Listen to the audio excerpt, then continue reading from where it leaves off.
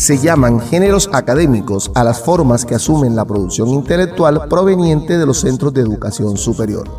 Con esta definición no se quiere remitir al hecho circunstancial del lugar donde se realiza la investigación, sino al conjunto de normas, tanto explícitas como implícitas, adoptadas por estos centros de estudio. Por tanto, el trabajo académico debe sustentarse en primera instancia en pensamientos previos de otros investigadores.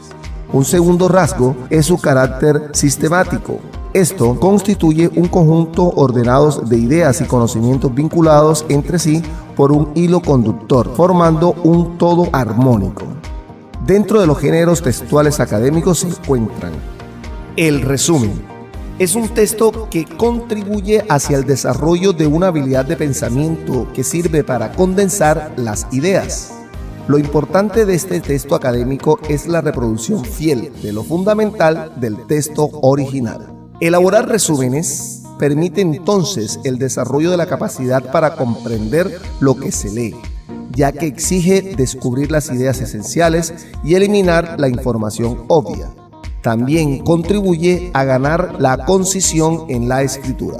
Un buen resumen debe ser un texto prácticamente nuevo. Con ello se quiere decir que se debe transformar el texto original en otro que refleje cómo se apuntan las ideas principales del autor y deje al margen las secundarias. Ser coherente con la estructura del texto original y cierta analogía en su exposición.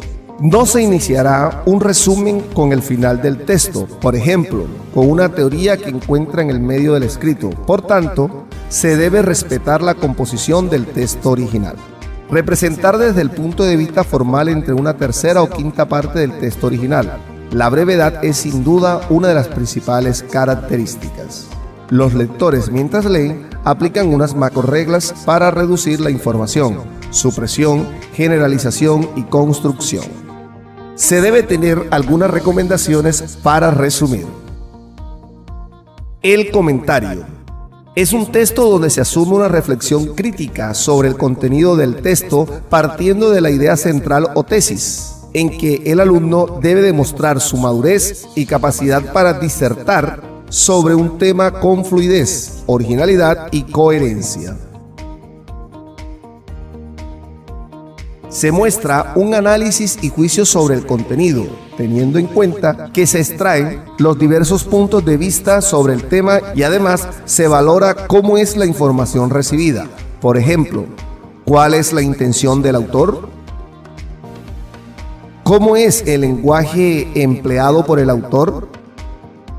Si es un tema de interés social, esto implica que en un comentario se hace el esfuerzo de buscar argumentos para respaldar la opinión propia.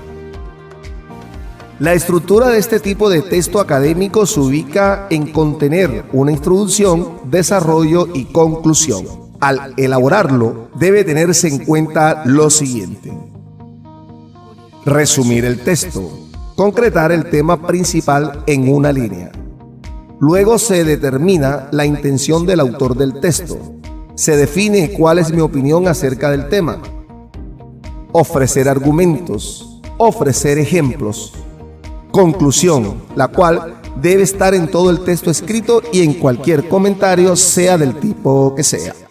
Por eso, antes de elaborar el comentario crítico, se debe interpretar las ideas del texto. En conclusión, lo más importante es que el crítico o comentarista siempre evalúe el producto de acuerdo con su naturaleza, refuerce o refute la tesis expuesta por el autor con argumentos, las evidencias. El informe es un texto escrito en prosa con el objetivo de informar sobre los hechos o actividades concretas a un determinado lector o lectores. Estos textos pueden ser de naturaleza expositiva. Se centra en un tema determinado, utiliza un lenguaje objetivo, se describe en tercera persona. La estructura predominante es la enunciativa.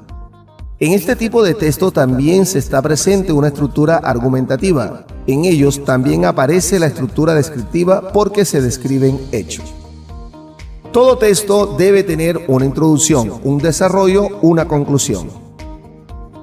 La introducción es la parte inicial del texto, presenta y delimita el tema de la exposición. En ella se presenta el propósito, procedimientos y hechos que se desarrollan posteriormente. Desarrollo es la parte del texto que expone, aclara, explica, ejemplifica, define, describe, analiza, narra, informa el tema, organizando la información en determinada estructura.